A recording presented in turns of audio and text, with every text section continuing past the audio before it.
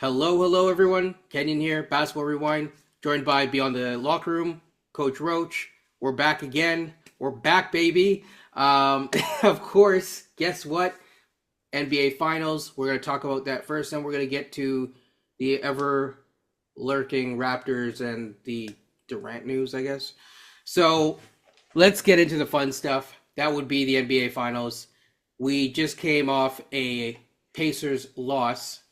Of course, my prediction is so far potentially holding true. We will see.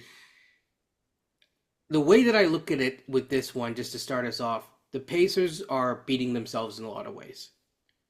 And I do know that there are injuries that have happened. I do know that they miss a guy like Jarris Walker to give someone like a Neesmith a little bit of a break. But the Pacers are beating themselves in this one. This is a team that if they could commit to playing a slightly different style, a style that they've shown within these games works. And if they would tighten up their rotation a little bit, as the other team is tightening up their rotation, because at this point, the Thunder are not playing 10 guys anymore. They're basically playing like 6.5, maybe 7 guys at most. This is theirs to punch back into the series, and they can. That's where I'll leave it off for my thoughts. I'm going to go to Beyond the Locker Room first, and then I'm going to go to you, Coach. Of course, Coach of the Knicks. My dad might like that.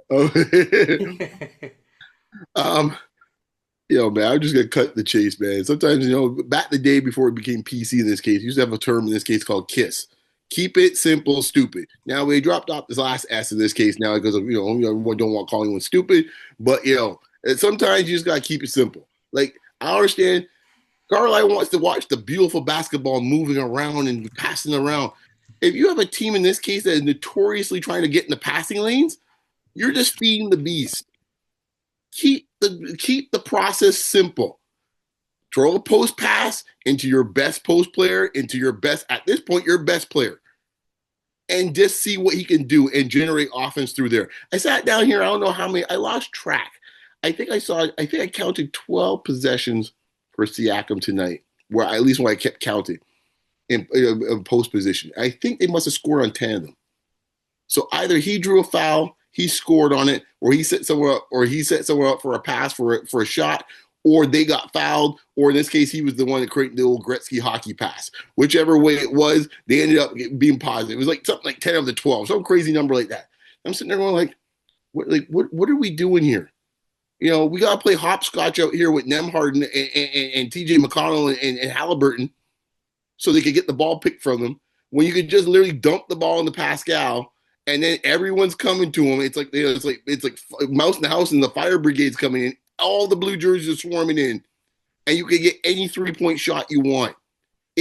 Especially when your other top gun, in this case, got a sore ankle, hamstring, whatever it is. Make the game easy.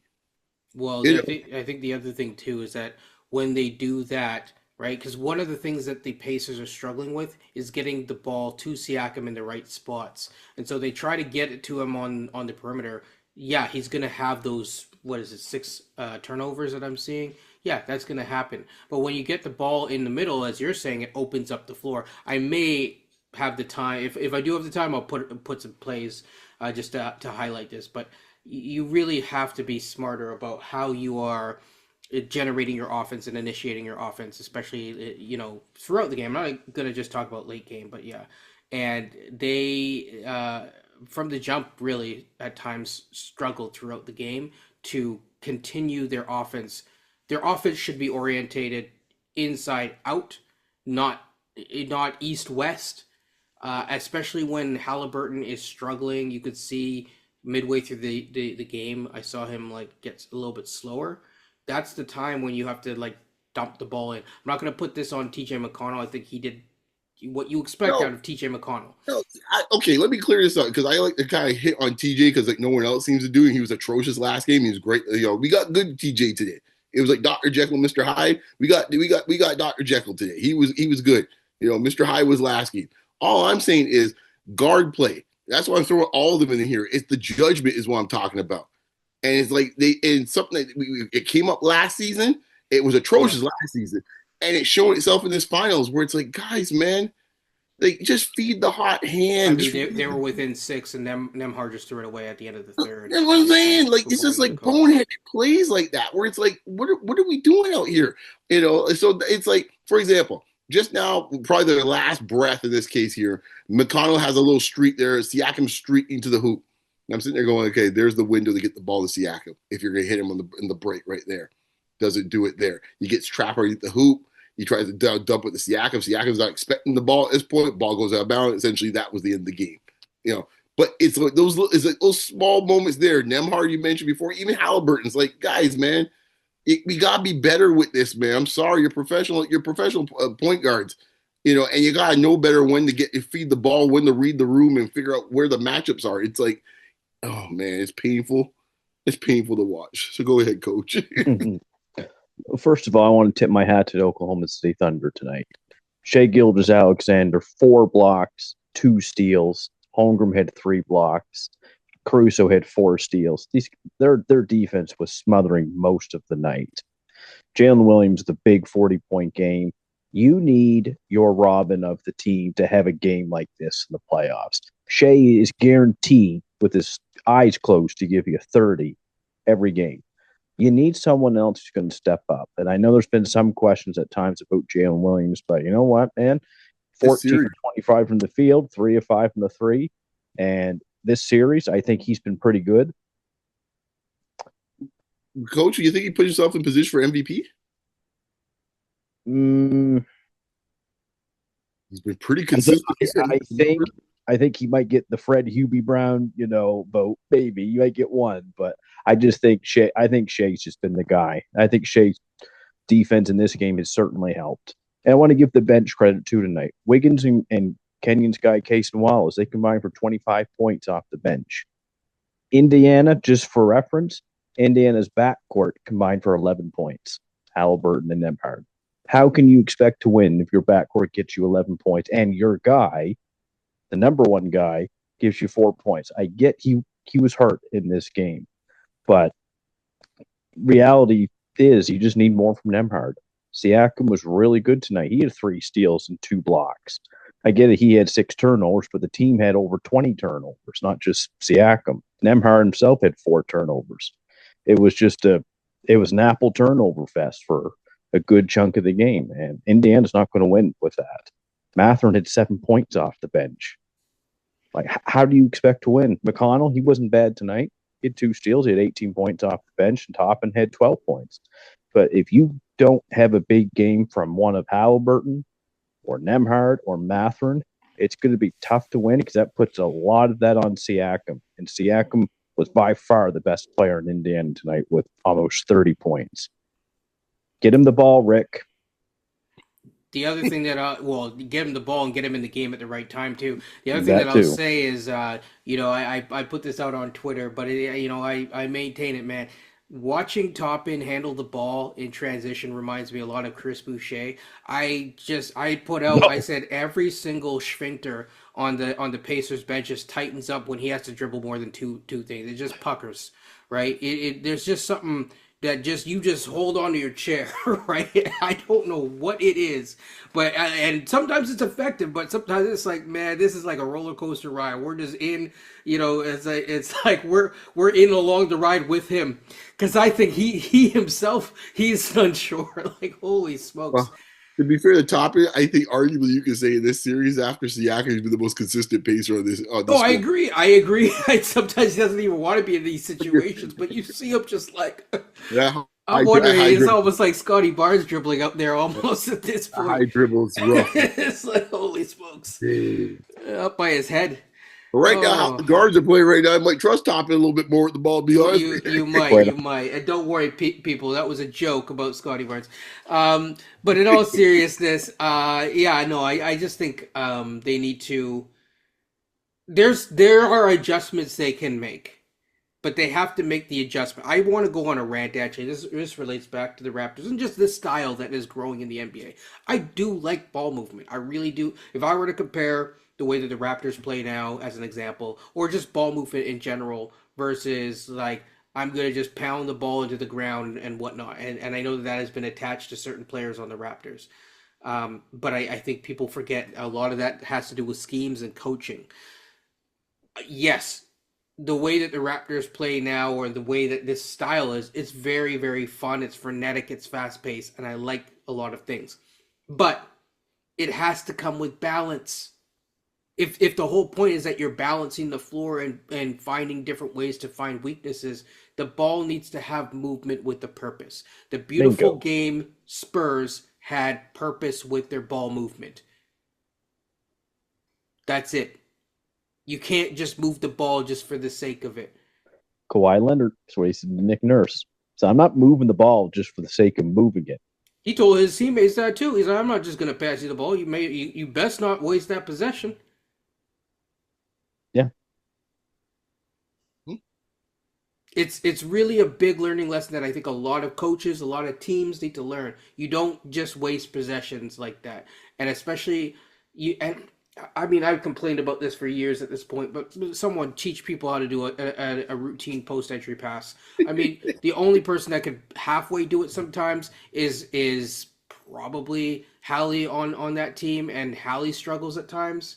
Last year it was Turner. Well, it's a lost effort, though, in general. I got another one for you, Kenyon. On the reverse end, I've never seen, and Coach will appreciate it, I have never seen so much bad post positioning in my life that I see in this finals from both sides, especially the Pacers side. You know what they tell you, Coach? I learned this as a kid. And you get in the post, make yourself big. Right? I got Topper out here looking like the thin man when he's in the post, like 6'4" guards. Like, what are you doing? Like, it's just brutal post position. It's like Siakam needs to get these guys a tutorial in the summer. This is what you do when you're in the post. This is how you make yourself big. Spread your legs out, boom, get your hand, show your hand where the ball is, where you want it. And by the way, to Kenyon's point, wait till the man shows you where his hand is so you can pass the ball. Just don't pass the ball just erratically when the man's not ready to be posting up. It's literally grade 3 stuff you learn. Yeah, but post-entry pass, it's a lost art today. It seems like a lot of people are taught pass it in on the 45. The best pass in the post is from the corner. It's a straight line pass from corner to post. Mm-hmm. You pass it in from the 45, usually it gets swatted away. You're able to deny it easier. When the pass is coming from the corner into the low post, it's a little harder to do that. Honestly, I think there's probably 10 guards right now in the league that probably could pass consistently in the post. Chris Paul, probably one of them. Yes, he would be number one. Yeah. It's pretty embarrassing. I mean, you almost wonder if, like, okay, say this is the style that you want to play. Just do passing drills for like a whole month or something. Like, I just don't know. Like like just different passes. Well, I think just starting with what Coach talked about in this case is moving in the corner and then having the post player reposition and then boom, dropping it into well, that too, simplifying the play for the playmaker, the play initiator. I don't know, man. I think there's a bigger thing though. It's just the personnel of this team too. I don't look at Obi Toppin and say go post up. Like this team is just built to run and shoot threes and dunk. Like they're but when you have Siakam sealing off like Caruso, and I get it, he shut down Jokic, but they're different types of players. Different things. Siakam's one of the 5 best post players in the league. Like you gotta get him the ball. I mean, Jokic is pretty good too, but they're different players, and they're bothered by different things because Siakam is more used to being played by different sizes of defenders. You just give him the ball. If he gets stripped, he gets stripped. But you got to take that gamble, man. Like it's just, I'm sorry, but that's just it. Like, so I it's not. I'm not trying to make this about Siakam. Like if they have an effective post, if they have an effective perimeter player, you go to them. If you have an effective post player, you go to them. You have to play to your strengths. Right. He's the only, and the reason why we're saying so, he's the only Pacer that has a full-on advantage. Period. Yes. There right now on the other side. There's not really anyone. I don't care what anyone says. Any foolishness. Yeah. There's no one that can guard him right now on a regular basis and completely shut him down. And let's be clear too. Siakam's been the most consistent pacer in this finals. I'm not trying to take away Halliburton's injury tonight. But if Siakam came out tonight, scored 7 points. We would never hear the end of it from all those who said, well, I told you so. He's not a number one option or number two, blah, blah, blah, blah, blah. Yeah, and I think that the thing is too is that not only has he been consistent in this series, he's been consistent throughout the The whole entire playoffs. series, Yeah, and season. 16 straight games of 15 plus points in this case. In the like my point. I know people get caught up in the number one or number two. The guy is consistent. When you're generating offensive looks, when you're generating an offense and your offense stalls out, go to your, be like Linus. Go grab the blankie. That's my point. That's why I chuckled when you mentioned the Spurs as the analogy, because when things got tight, where they're But that's why I mentioned the Spurs, Yeah. is I'm saying everyone's trying to copy that type of idea, but without understanding that there was a purpose. It's either going to Duncan, or at later years, it was going to other guys. Obviously, Kawhi is Kawhi. Later years, they weren't dumping it off to Manu Ginobili for possession after possession after possession. Like, Badu was amazing, don't get me wrong, but like last time I checked, their closer was the dude that Boogie Cousins said, "Look, man, I gave him a good chicken wing, and then the next thing he scored 18 straight on me." Well, I guess. Do you think? Throw it out here. I guess we could kind of chew this over pretty good. Yeah. Sorry, it's a frustrating. No, it's okay. Do you think? Do you think this is over by the time we record? It depends. Is someone going to take a bull pistol and teach Carlisle a lesson, or no? Because at some point, you got to learn your lesson, man. He's a stubborn dude, man. Trust me, I'm a Mavericks fan. Believe me, he's a stubborn dude. Yeah. So I think it goes 7. I still lean towards the OKC because of exactly why. Like, I think Rick has it in him to coach out the right game and then go right back to what he deems as the thing. That's a good point. Coach, Right? you think this is over in 6? Yeah, I think Indiana wasted game 4. They had that opportunity to win. They had them on the ropes. Could have been 3-1, maybe 3-2 now, going back to Indiana. And they just let that game get away from them. And it felt like that game, Halliburton at the time. I'm gonna give him like some tough whatever here. It felt like he was chasing like glory in that game, a little bit, and it was like, this is not the time to chase glory. Just gut out the win. That's how it felt. Well, yeah, and it goes back to your previous point with Mr. Carlisle, right? Because that's where you just got to kind of bring someone over there, by the kind of scruff of his neck and say, "What the heck are you doing here? We're with a 3-minute game at home and we're up 4 points. Like, you need to kind of like run the proper offense and get the right people." Yeah. Like that's so like we talked about offline. I see where you're coming from, because there was a lot of chasing, hunting down shots, and it's like, dude, man, like, Especially for an offense that we just said is an offense that likes to pass the ball around, but they're passing it around on the perimeter and they're never getting inside. And for people, this is where I come from, right? When you will get to this point in the season, you have some injuries or whatever, you're not going to be able to create the same levels of advantages out on the perimeter again and again and again. And the passing out to the perimeter, you don't want to pass over the top into the middle against OKC. It'll get picked over. But there's times where you can isolate over on one side and then pass it in that way, if I'm not mistaken. That's the point that Coach was kind of making. And so, please correct me if I'm wrong. And so, if you're going to do that, like, again, there are ways to generate your offense more effectively, I'll say, than just passing out on the perimeter, being frantic, creating more passing opportunities that creates for bad turnovers, and kind of slow down. That's the time when you want to slow down your offense. Coach, did I mess up at all? Nope. for the record, I'm with Coach. I think this is done on Thursday.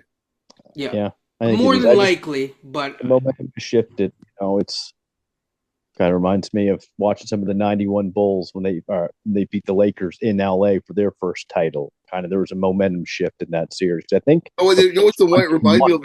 You know what's the one that reminds me of the Bulls championships? What we're seeing here is that fourth game in Chicago when Phoenix had them dead to rights and they let him off the hook. And it's like, yeah, let him off the hook, dude. You let him off the hook. now I'll make one final point. I do think, regardless of what happens, both teams are young enough that there is a window that they could be here in the future. Absolutely. But They I set the give it more blueprint. to OKC. OKC will have I think a few more chances because of their youth. Yeah. But for Pacers, I think that they might have like another chance or two in the coming year, depending on what happens. But I think the reason I say that is that I'll give Hallie credit from between last year and this year. He has improved with some of those things. He has addressed those. And if he continues to address those things, regardless of what happens on Thursday, he will get chances in his career. These two forward for teams in the NBA. The era of super teams is gone. It's parity now. It's depth. It's guys who can run. It's athleticism, as Beyond says. Athleticism is key or king. I think that's what you say. Mm-hmm. It's the era of we need some big players, big guards. So I think the biggest thing is just depth, parity, and not to have too much money allocated into two guys. It's got to have it spread out. Definitely not three guys. You don't want, I'll use the Bill Simmons idea. You can't hire 3 A-list actors and then have a bunch of people off the street. You know, it's better to have maybe 2 A-list actors and then maybe 1 B and a couple C's or a bunch of, You need a good character actor in this case. He didn't get paid much, but he could chew up some scenery when he gets in there, right? Exactly. But right. as you said, I think we kind of mold this final game over enough. Any final words by anyone? Yeah, coach set it up nice for the next topic. He did. Depth, you say? Yes. What is on the menu next?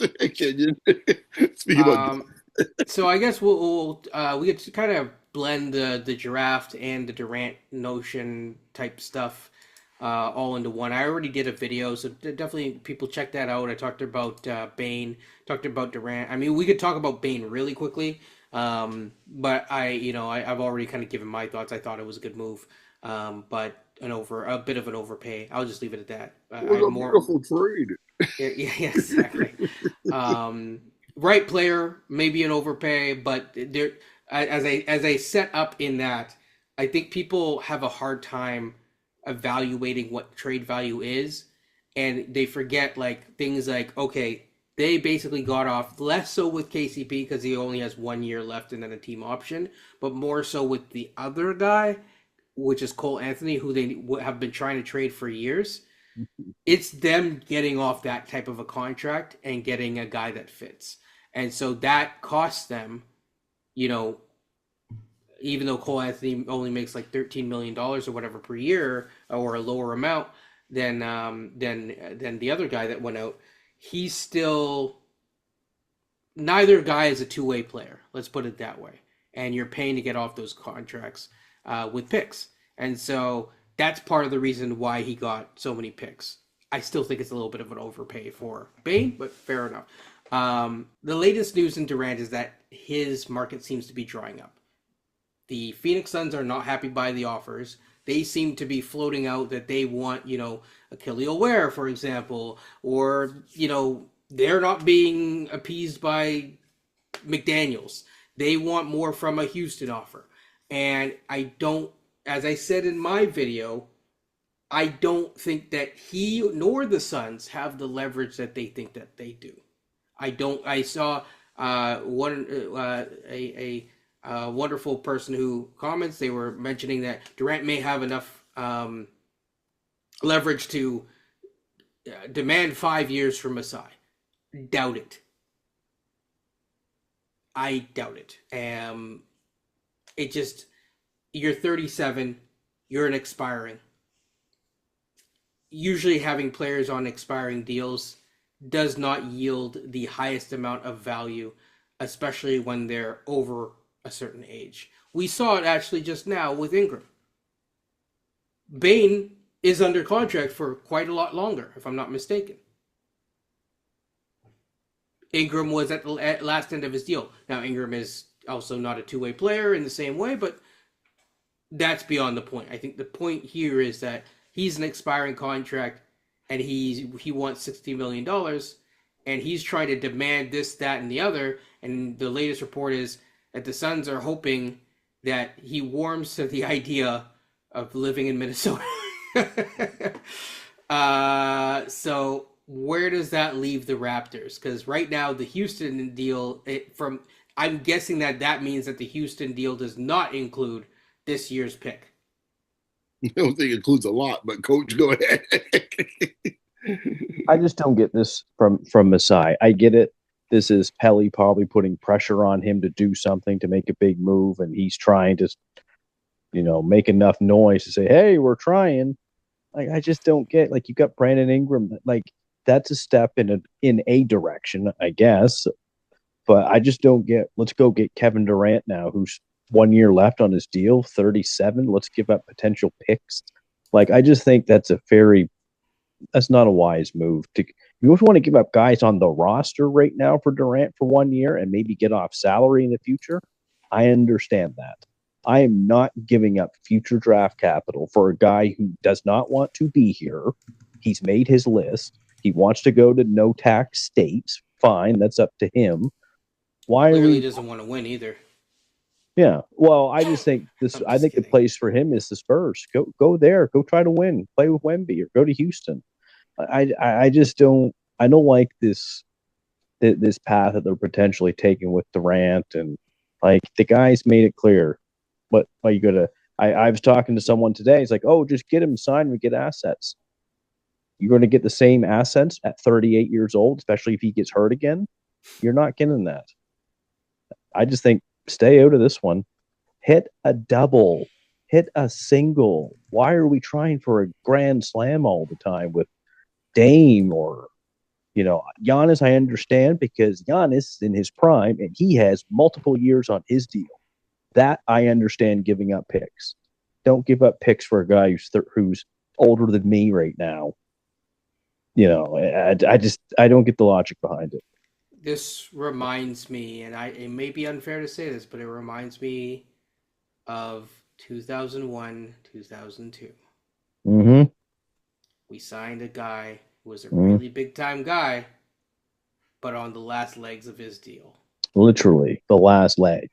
And yes, and I don't want to see Hakeem Durant here. Okay, I'm good on that. I think there's a pathway if they really want, to do this. Cool, but definitely don't overpay it, and that's where I'm at with the pick. I don't really think that giving up the number 9 pick here. There's an argument to say if you really need to do it, give up next year's top 10 pick, protected. Or you could even say unprotected, because say you're like, okay, you know what, I'm going to take the gamble. We're not going to be as bad because we have Durant. We have between Durant and BI, we going to be all right, right? But then if you're going to lose a center and not have a replacement center and just like go in, was Scotty going to play center? No. That would be foolish on many levels. That would be foolish on many. It'd be worse than him playing power forward, or sorry, him playing point guard on a regular basis. So he just doesn't want to do it, and I don't blame him, and I don't think it's a good idea. I don't want him to be playing center. It's not a good idea. I'll leave it at that. There's not much more that I have to say. If you're gonna get it, don't overpay. That's about it. If you get him, is there a draft pick that works for you guys? I know. It's like, why are we entertaining this? I'm just shaking my head. Like none of this makes sense on all sorts of levels. It's so stupid. You see like that, and then it's like Marcus Smart. We're in the betting odds for every single dude. Coach, you might be in the betting odds too to be playing next year. Well, I don't understand what Phoenix and Durant's thinking. They must have been in the DeLorean in this case. They think it's 2015. They're like, who's this guy they're talking about that should be commanding this? 2015 Kevin Durant. Hell, I'll give up pretty much everything in the CN Tower. It was 2015 Kevin Durant, not 2025 Kevin Durant. Like, what are we talking about here? And on the other side, they too think they're in the DeLorean, the Raptors. When's the last time Kevin Durant won a damn thing? No, this reminds me. You know what this reminds me of? It reminds me of when we got Fad. And it's like, yeah, we wanted you for years. Yeah, this is Finally the same got you. thing. Right. I'm like, 2 years later, and it's like, yeah, and the guy's like, I didn't even want to be here, and all this type of stuff. He's dissing the city on the way out. It's just nasty, man. SpongeBob situation here 2 years later. Like what? Like why are we? Yeah. Why are we doing this? Like like Kevin Durant can't win anywhere at this point. Yeah, I mean, he makes you a better team, sure. But I don't think that you're getting Kevin Durant and saying, yeah, like I like what to be like what level of here's what East? if I was being honest to Kevin Durant and say I was a family member in this case, or might be able to talk to him or something. I would say this to him, mom, whomever else it might be. I would say right now, Kevin, you're pretty much Bob McAdoo before he goes to the Lakers. All right. Hey, Bob McAdoo's an MVP too. All right. Bob McAdoo, in this case here, is one of the best players ever played the game. Good Tar Heel, by the way. And let me tell you something. At that point there, Bob McAdoo's putting up numbers everywhere. We ain't winning squat. And they say, you know what? If I want to really win a ring, I'll come off the bench and be a six man in this case here for you, Los Angeles. That's pretty much where Kevin Durant is in his career. A six man. I don't think we're going to be paying a six-man $60 million, but I agree. But this is the part where everyone's head. Because it's like you have to load manage him. Of course, that's why you should be. That's what people. That's what people don't are getting. It's like the guy. If you're not load managing him, it's like you like you could get 70 games, but then I'm looking. Like this year he played 62. The year before 75. Before that it was 8.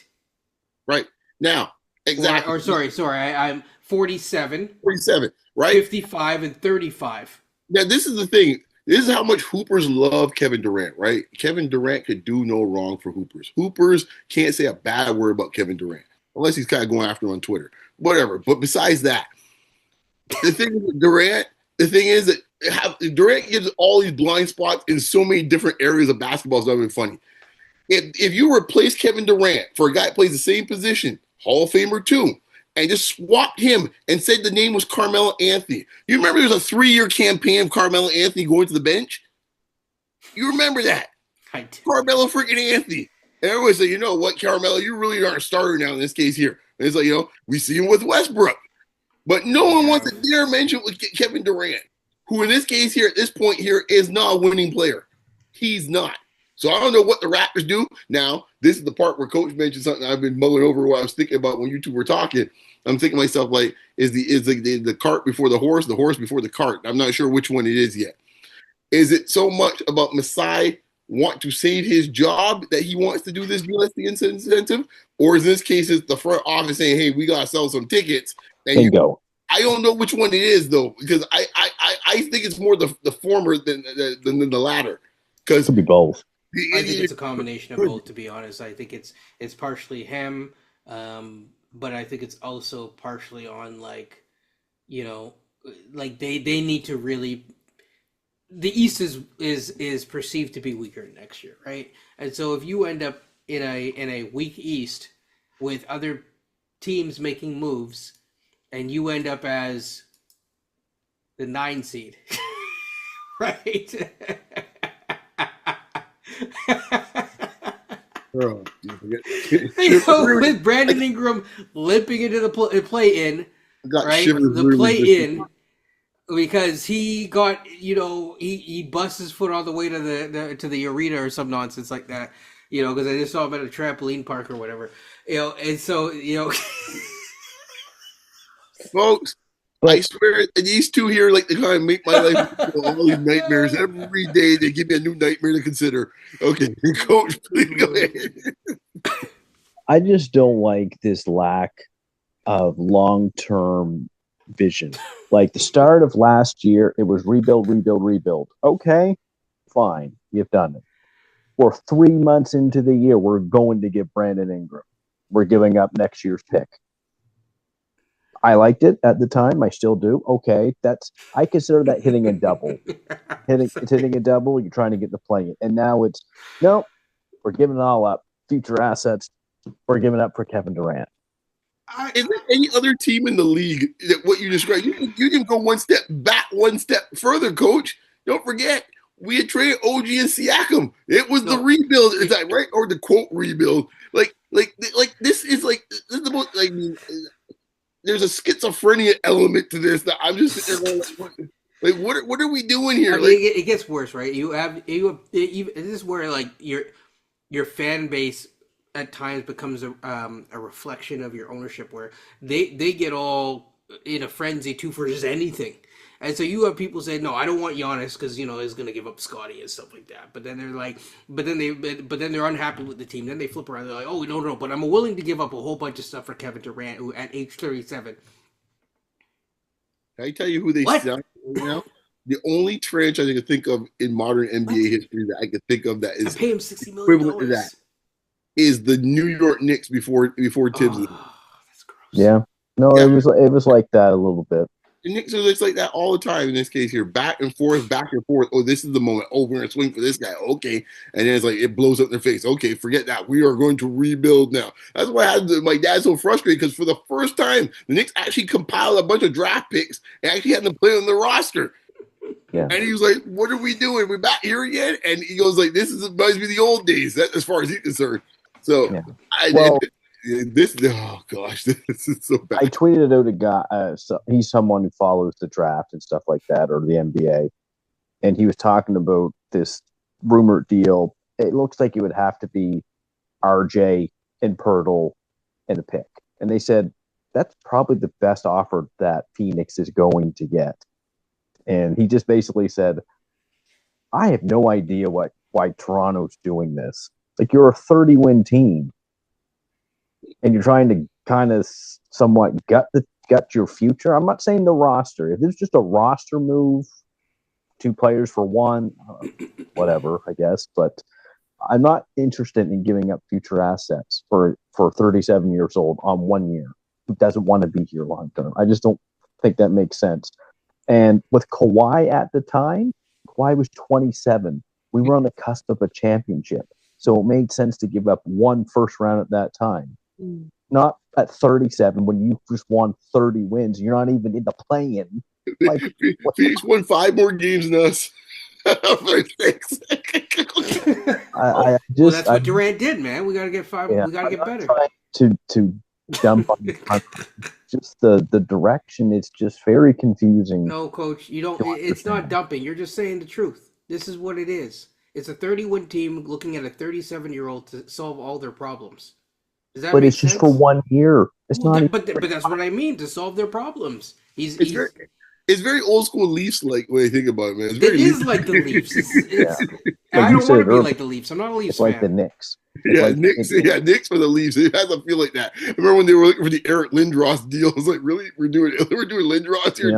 Really? It's like it came in like a couple of years ago. He's been running things. It's just like this doesn't feel like the team that it was a decade ago when there seemed to be more of a direction per se. And now the last 4 years, basically post-COVID, it's been a mismatch of just let's put something together and we're rebuilding. Nope, we're going to get Brandon Ingram. We're going to get Giannis. We're going to get Kevin Durant. Maybe they got the magic 8 ball. Well, even the philosophy of the team, just looking at the team itself, it's amorphous. No one knows exactly what they are trying to put together. Right? Yeah. We need more spacing. Let's get Pirtle. Oh, by the way, since we're going to have Kevin Durant and Giannis, let's go get a rookie coaching staff. Yes. Yeah. Oh, no. He's got 2 years in now, coach. You can't call him a rookie anymore. He's not a rookie anymore. But yeah. I don't know. It's just... I can't tell the difference, though. It's very just difficult to follow the reasoning, the logic. It's just like you get bored with that new toy, and then I want something better. It really is like that. The Toy Story kid, Andy, just tossing up the toy, or Sid. Sorry, it was Sid. Always tossing up the toys and disrespecting the toys. Well, reeks of desperation, right? That's what it is. Yeah. It's 100%. Not a good move. I don't know if this is coming from the Phoenix end, so I'll say that. But it at the same time, you're also seeing Raptors posting RJ Barrett memes, and then yet a report comes out that they want to trade RJ Barrett, and just get your stuff together, clean, button your stuff up. That's all. But that's another thing too. I mean, just if we're going back to the coach's description of how it was back in the day, the Raptors were a very quiet organization during the winning years. I find the last 2 years, maybe 3 years, is extremely noisy. Extremely noisy. I mean, is there any team in so far in this offseason we've heard more of in articles than the Raptors? I can't think of another team that's been in every day there's something leaking out about the Raptors. It's actually come full circle. It was, well, we're interested in Kevin Durant. This was like 3 or 4 years ago. And even then, I wasn't a huge fan of the deal at that time. And it was the year after Scotty's rookie season. I'm like, no, give this kid a chance, stuff like that. Let's see what you got. Doesn't make sense. And it was Dame. And then it was Giannis. Giannis, I understand. And now we're back full circle to Durant, 4 years older. And I'm just like, can we please hit a single or a double? Still like outside with the boombox. John keeps that. we have chatted a little bit. If this team made a move for Cam Johnson and we're even swapping picks with Brooklyn, let's just say, for example, man. I understand that, even though I might not like it as much, that's to me is like a single or a double, okay? Actually, they're doing their job, coach, in this case, that mundane stuff. I mean, Bobby talked about it, right? Like, he's like, let's just hit some double or some singles. Let's Thank get, you. He talked about cleaning up, just cleaning up mess. Next thing you're going to see Chris Boucher back again, being like, why am I here again? And then sitting on the bench, in January, not doing anything. It's just, I'm sorry.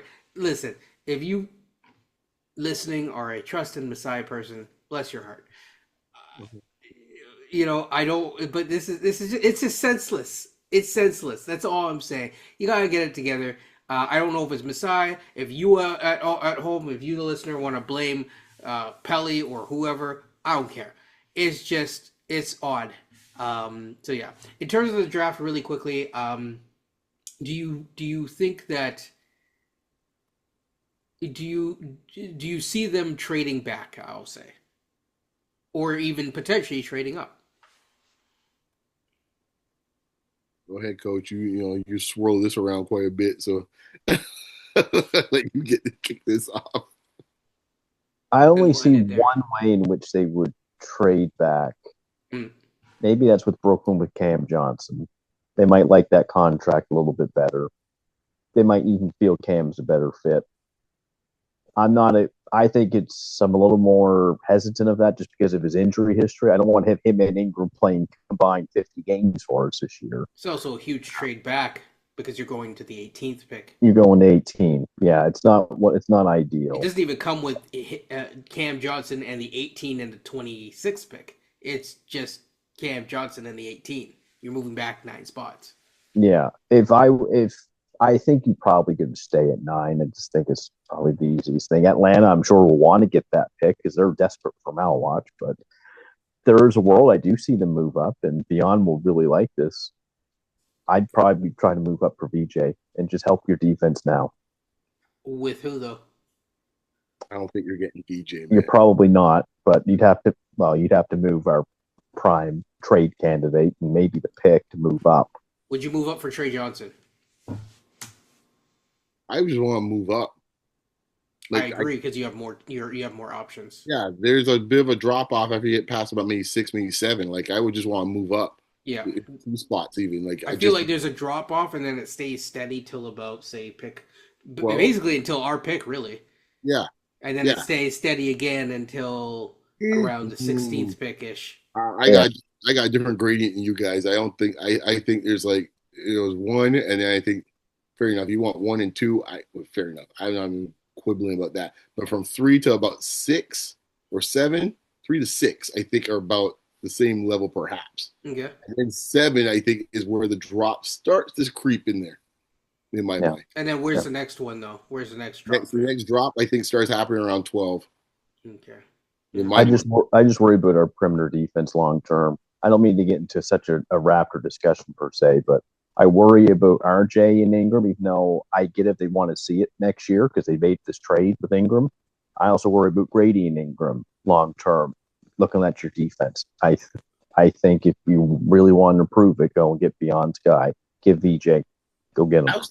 I'll say this though. Like, if I mean, I think I think they're not doing a thing. So I'll just put down the record. But I think that if whenever the time comes and they finally do move RJ, even though I don't even know if they will, because I mean, heck, Boucher I thought was gonna get moved like for the last 3 years, and that hasn't happened. So, but if they ever move RJ, I just hope they move him for a front court player, just to get some variety and get some things filled in. I don't want to trade him with quote one wing or guard/guard for another wing/guard, and we still have a bunch of people kind of playing all in the same spot, right? Yeah. Because even going back to our previous discussion, that's why I'm like the Durant deal just on a pure basketball standpoint. Like because I'm like, I like, what are you gonna have him play power forward? That doesn't make sense. Yeah, he and Ingram be the Spider-Man meme looking at each other. Like, what are we doing here? Like, I guess like Durant would play the 2 or Ingram would play the 2. He'd have to. Yeah, he'd have to. It'd be different with Ace, because at least Ace is like young enough that you can kind of mold him into like a 2 or whatever you want to make him. But when like I don't want to like get Durant and like shape his game at age 37. Although I do think like in a movement heavy offense, he has shown that he can be successful at times, although not successful to the ultimate level. I have to laugh right now because you just said we don't want to get Durant and then shape his game. I have a feeling Darko might say so. Well, we want you to play this way, Kevin Durant, at 37 years old, one of the greatest. I would die laughing. Oh my gosh, I would die laughing. But yeah, I do think in Bud's system, he's no longer in Bud's system anymore, but in Bud's system, he was like coming off of screens and kind of showing that he can be a movement shooter. I mean, he's always been like, it's Durant. Durant's that level of guy from an offensive standpoint. But I just think, yeah, is there anything else you guys want to talk about, or no? That kind of, I think that's a pod. The draft's the 25th, right? Yeah, there are just a couple things. There are a bunch of different things that we're going to be doing coming up. We're going to try to do a mock draft. Not sure if it's going to be live or not. We will see. But in general, I think we've covered most prospects that really in ranges that are appropriate to us, I think, and a little bit beyond. I'm sure we've missed someone. You know, if there's someone that you really want us to cover, leave it in the comment down below. Like, comment, and subscribe. And I think that's a pod. So everyone, take care, peace, and stay tuned for our all things on Basketball Rewind, I guess. Peace.